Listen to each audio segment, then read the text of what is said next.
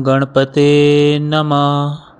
ओम गणपते नमः। ओम गणपते नमः। ओम विष्णु विष्णु विष्णु। प्रिय भक्तों, आज हम बृहस्पतिवार की व्रत कथा आरंभ करते हैं। एक समय की बात है, किसी राज्य में एक प्रतापी और दानी राजा राज्य करता था। वह प्रत्येक गुरुवार को व्रत रखता और भूखों गरीबों को दान देकर पुण्य अर्जित करता था। लेकिन उसकी रानी को यह सब अच्छा नहीं लगता था। वह ना तो व्रत करती थी, ना ही किसी को एक पैसा भी दान देती थी और राजा को भी ऐसा करने से मना करती थी। एक दिन राजा शिकार पर वन में चले गए।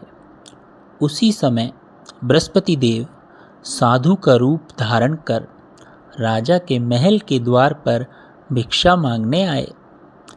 रानी ने उन्होंने कुछ दान मांगा।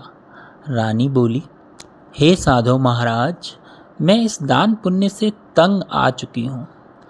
कृपया मुझे कोई ऐसा उपाय बताइए जिससे यह सारा धन नष्ट हो जाए और मैं चैन से रह सकूं। साधु बृहस्पति देव बोले, हे देवी, तुम बड़ी विचित्र हो। धन और संतान से कोई दुखी नहीं होता। यदि अधिक धन है तो इससे कन्याओं का विवाह कराओ, विद्यालय और बाग बगीचे बनवाओ, इससे तुम्हारे दोनों लोग सुधरेंगे। लेकिन रानी को उनकी बातें पसंद नहीं आईं। बृहस्पति देव ने कहा, यदि तुम सचमुच धन से छुटकारा चाहती हो तो मेरी बातें ध्यान से सुनो। गुरुवार को घर को गोबर से लीपो व पीली मिट्टी से अपने केश धो और स्नान के साथ ही बाल धोना आवश्यक है। और राजा से कहो, गुरुवार को हजामत बनवाओ। भोजन में मांस मदिरा का सेवन करो और कपड़े धोबी के पास धुलवाने भेजो। इस प्रकार 7 गुरुवार ऐसा करने से तुम्हारा सारा धन नष्ट हो जाएगा। इतना कहकर साधु अंतर्ध्यान हो गए। रानी ने साधु द्वारा बताए गए कार्य को करना शुरू कर दिया। केवल 3 गुरुवार बीते थे कि महल की सारी धन संपत्ति नष्ट हो गई। भोजन के लिए भी परिवार तरसने लगा।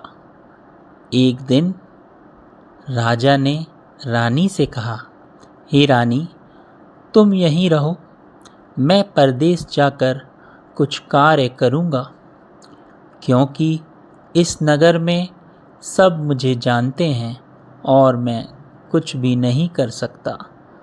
राजा परदेश चला गया और वहाँ लकड़ी काटकर शहर में बेचने लगा। इधर महल में रानी और दासी अत्यंत दुखी रहने लगी। एक बार 7 दिन तक बिना भोजन के रहना पड़ा।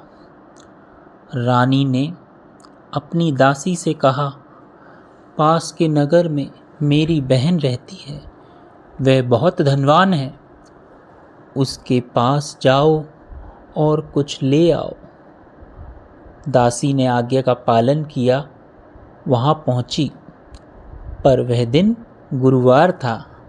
रानी की बहन व्रत कथा सुन रही थी। दासी ने संदेश दिया, पर रानी की बहन ने कोई उत्तर नहीं दिया। दासी दुखी होकर वापस लौट आई और रानी को सारी बात बता दी। रानी को बहुत दुख हुआ और अपने भाग्य को कोसा। कथा के पश्चात रानी की बहन उनके घर आई और बोली, हे बहन, व्रत कथा के समय ना बोलना नियम होता है, इसीलिए मैं चुप थी। बताओ, दासी क्यों आई थी? रानी रोते हुए बोली, हमारे घर में खाने को भी अनाज नहीं बचा है। रानी की बहन बोली, हे बहन, बृहस्पति देव सबकी मनोकामना पूरी करते हैं। चलो देखते हैं, शायद घर में कुछ अनाज हो। रानी को विश्वास नहीं हुआ, लेकिन आग्रह पर दासी को अंदर भेजा गया। उसे सचमुच अनाज से भरा घड़ा मिला। दोनों को बहुत आश्चर्य हुआ। तब दासी ने कहा, हे रानी, जब हमें भोजन नहीं मिला तब हमने भी व्रत ही किया। क्यों न हम भी व्रत और कथा की विधि जानें और व्रत करें। रानी ने अपनी बहन से व्रत विधि पूछी।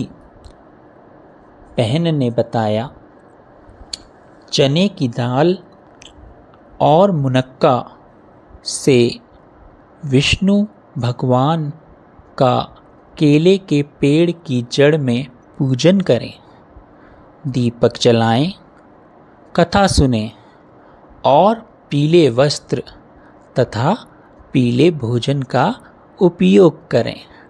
7 दिन बाद जब गुरुवार आया, रानी और दासी ने व्रत रखा। चना और गुड़ लाकर पूजन किया, लेकिन पीले भोजन की चिंता सताने लगी।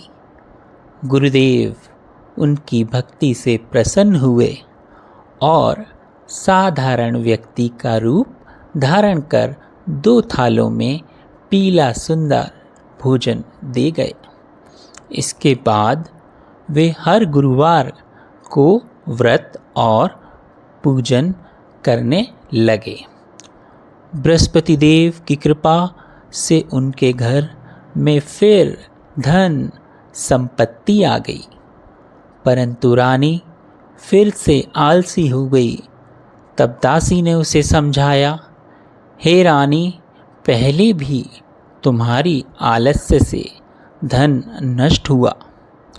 अब हमें दान पुण्य करना चाहिए, भूखों को भोजन कराना चाहिए, जिससे यश बढ़े, पितरों को शांति मिले और स्वर्ग की प्राप्ति हो। रानी ने दासी की बात मानी और वह धन को शुभ कार्यों में खर्च करने लगी। नगर में उसका यश फैलने लगा। शुभ बृहस्पतिवार व्रत कथा यहीं समाप्त होती है। भक्तों, यदि आपको यह कथा अच्छी लगी हो तो कृपया मेरे चैनल ईश्वर ही सत्य है को सब्सक्राइब करें और वीडियो को लाइक करें और अपने दोस्तों के साथ शेयर करना ना भूलें।